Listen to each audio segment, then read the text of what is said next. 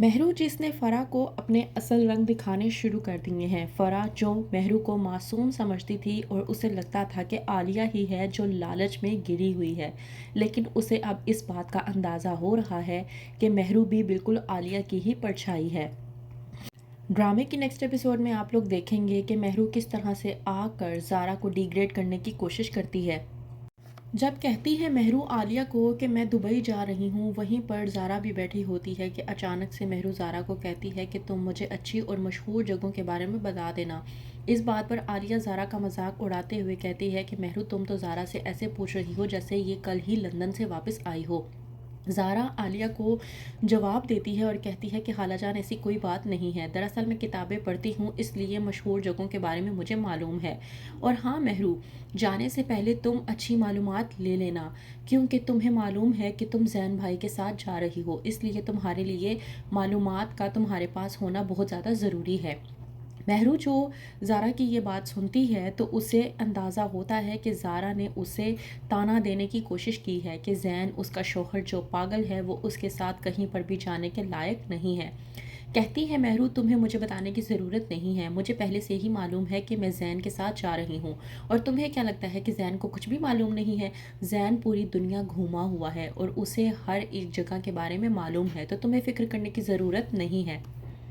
वहीं पर दूसरी तरफ हादी सलमा के कहने पर ज़ारा के बारे में सोचना शुरू कर देता है और सोचता है कि मेरी वालदा के कहने के मुताबिक अगर वाकई ही में मैंने ज़ारा से शादी कर ली तो वो अच्छी शरीक हयात साबित हो सकती है।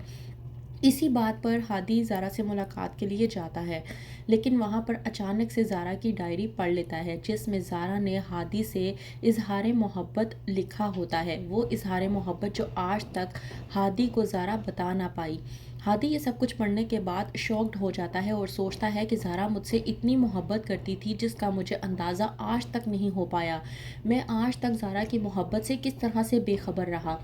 आती है ज़ारा और पूछती है हादी से कि क्या हुआ। हादी जब पूछता है ज़ारा से कि क्या तुम मुझसे मोहब्बत करती हो, तो वहीं पर ज़ारा हादी से अपनी मोहब्बत का इजहार कर देती है। हादी जो कि ज़ारा से कहता है कि मैं कितना बेवकूफ़ था जो सही और गलत के दरमियान में फ़ैसला ना कर पाया और हमेशा गलत का इंतखाब करता रहा।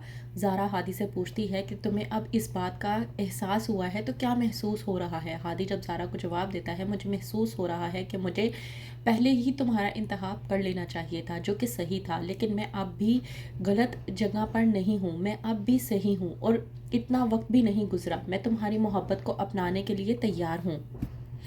हादी जो कि ज़ारा की मोहब्बत में मुब्तला होता जा रहा है, लेकिन महरू है इस बात से अनजान, क्योंकि महरू कभी भी नहीं चाहती कि ज़ारा और हादी एक हो पाएँ।